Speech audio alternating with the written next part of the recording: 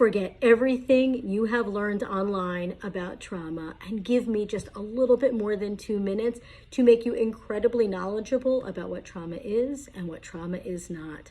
As a licensed therapist that has been treating trauma and severe trauma for over 25 years, let's clear up some of the confusion out there. So trauma is the emotional, physiological, and psychological response to an event or to a series of events that overwhelms the person's ability to cope. And it causes a sense of helplessness or fear and disrupts their sense of safety, control, or connection.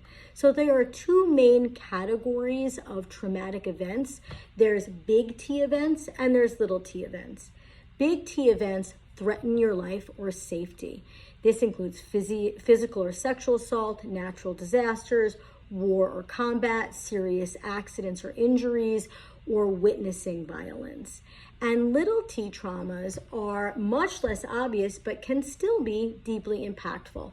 This is chronic emotional neglect, bullying, living in constant fear, repeated invalidation, and attachment wounds. So the key features of trauma that we see is one is that it's overwhelming. The nervous system is pushed beyond its capacity to be able to regulate. 2, it causes helplessness. The person feels trapped, powerless, or unable to respond effectively. 3, the threat can be perceived or real. The trauma is about how the body experiences the event, not just the event itself. And 4, it has a lasting impact.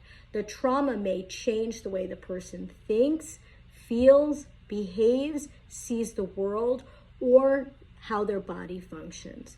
Now, how does trauma show up? Shows up as flashbacks or nightmares, hypervigilance or an aggravated startle response, emotional numbness or shutdown, triggers that cause panic, rage, or collapse, feelings of shame, distrust, difficulty with relationships, and or chronic illness or somatic symptoms. Trauma is not just about feeling bad. It isn't about everyday challenges or the common unpleasantries of life.